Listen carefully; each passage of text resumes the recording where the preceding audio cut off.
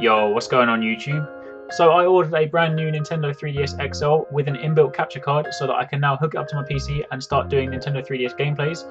I ordered this a few weeks ago from a website called 3DS Video Capture. I will drop the link down below. But yes, basically this is a 3DS with a capture card installed so you can now hook it up to your PC and start recording.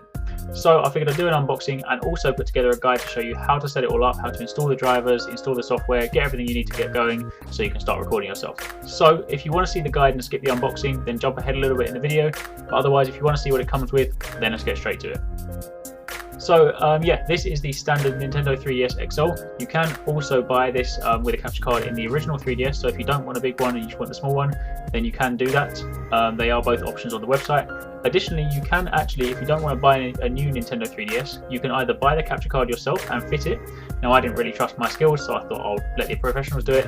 Alternatively, you can actually pay to send your 3DS off and they will also install it. But I thought by the time I sent it to Japan and then sent it back and paid customs and stuff, it would probably work out the same. So yeah, I decided to just buy a brand new 3DS and have them install the capture card at the same time.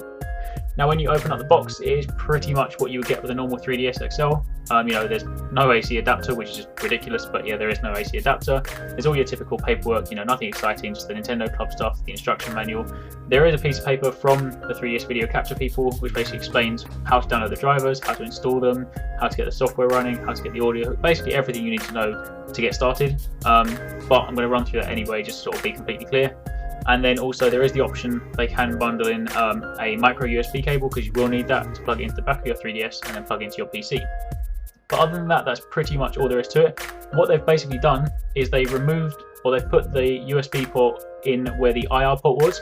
So if you're one of those people that uses the CirclePad Pro, you probably don't want to do this, because obviously CirclePad Pro hooks up to your 3DS with the IR port, and obviously if this goes in that slot, then you're no longer going to be able to use it. But I never used the CirclePad Pro, so it didn't really bother me. But yeah, that's where you will find it. So that basically at the back on the top left, you'll have the charger. In the middle, you've got the cartridge slot, and then in the top right, you have now the USB slot. And the only additional thing you're going to need with this, and it's something they don't supply, is just a standard 3.5mm audio jack. Basically allows you to plug it into your headphone socket in your 3DS and into the line in your PC. But other than that, that's now everything you could possibly need to start recording. So let's take a look at what you need to do to get it up and running. So now that you have successfully unboxed your 3DS and you are ready to go, the first thing you are going to want to do is inside your box or inside your package will have been a piece of paper from the company you bought this from. And basically it will outline how you install the drivers, how you get everything set up, and basically everything you need to do to begin recording. Now, I am going to explain this to you. However, the first thing you want to do is right at the top of that piece of paper is a URL, and that is where you can download all the necessary files from. Now, for the purposes of this video, I'm not going to be pasting that URL because it's something you only get if you buy it from the website, so I don't want to circumvent that. But if you have ordered from the same place that I have and you've downloaded the folder, then let's get right to how to install. So once you have successfully downloaded the folder and unzipped it, you'll be left with this. And inside this folder is basically a folder with a lot of drivers in and lots of funny text documents and the 3DS View program. Now, what you're going to want to do is go inside the drivers folder, and you will see there are different folders depending on your operating system. Now, I'm running Windows 7, so I'm paying attention to the 64-bit version in here. Now, obviously, if you have a 32-bit version, then you will use the applicable version. But within this folder is the drivers that you will need. So what you then need to do is plug your 3DS into your PC. So you plug the micro end of the USB cable into the 3DS and the normal end into your PC. Now, I've already set this up, but for the purposes of this, I'm going to show you how you will go about doing it. So the first time you plug it in, it's going to be detected as an unknown device. So you go to your hardware and settings options, and you go to your device manager. And then when you open this up, what will normally happen is when you first plug it in, just above the processor section here, there will be an unknown devices, and it will come up as a question mark. Now, currently, if I expand the universal or the USB section, it is this one right at the top. Now, what happens is with the first time you plug it in, as I said, it will be listed as an unknown device up around here. And what you will do is you right click on it, and then you go update driver software. And then you'll have the option to either search automatically or browse your computer. Now, the second option is what you want. Do not search automatically. You click browse. You then find your folder. So in this case, it's already there, but basically what you would do is you would go to wherever your folder is. So you can see here it's my 3DS View, drivers, Vista, 64-bit. So you point it to that folder, you go next, and then it will install the drivers for you. At that point, once you successfully installed the drivers, you'll find that it is then renamed as most likely this, which is the Cypress FX2, and it basically means that your device is ready to go. Now what you may find is that once you have successfully installed them, it won't detect it in the viewing software straight away, so you'll then need to unplug the micro USB cable, replug it, and then you're good to go. But once you have successfully installed the drivers, you can then close this, and return to your folder. Now inside this folder, if you go back to the root, there is a program called N3ds_view. Now if you double click that and run it, you will then see, once it opens up, that you can successfully see your 3DS screen. Now I can obviously scroll along in real time, and you can see that is exactly what I'm seeing right now.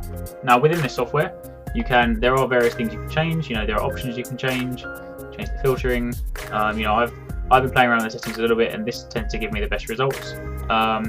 You can also adjust the sort of ratio of the screen. So if you wanted to have the top screen bigger and the bottom screen smaller, some games, for example, they don't really do much on the bottom screen, so it might not be that relevant. Again, you can go even smaller.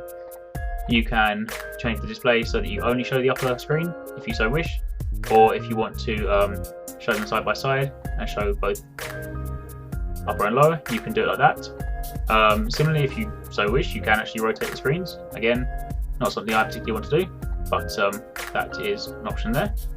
And you can also go full screen, so then that way you can see, a lot bigger.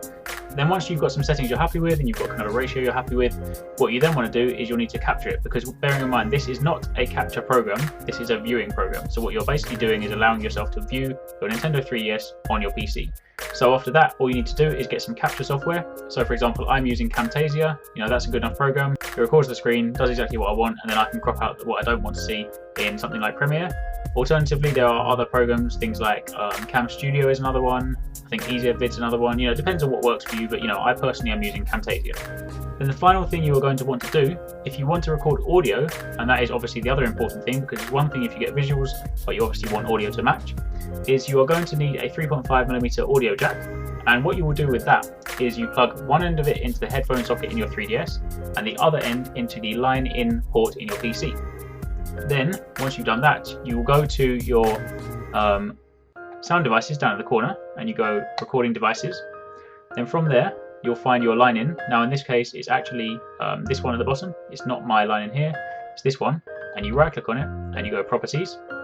Then you go over to the option that says listen, and this will normally be unticked, but you tick it because what it's effectively saying is it's detecting the audio and you want it to actually listen to it. So from there, you can then go to levels. You can adjust it. For example, I've dragged it right to the top, so it's top volume. You go OK, and then what will happen is if you provided your 3DS is plugged in from the headphone socket on your 3DS to the line in on your PC, then the music from your game or the sound from your game will start playing through your PC speakers. And then obviously any decent capture software will capture visuals and audio at the same time. So again, if I was using Camtasia, then provided that the sound is playing through my speakers, I'll be getting the game footage and the audio at the same time. And that is pretty much all you need to record for your 3DS. So hopefully you found this helpful. Obviously stay tuned for more 3DS content, because next month we've got the new Zelda coming out, so I'm going to be doing coverage on that.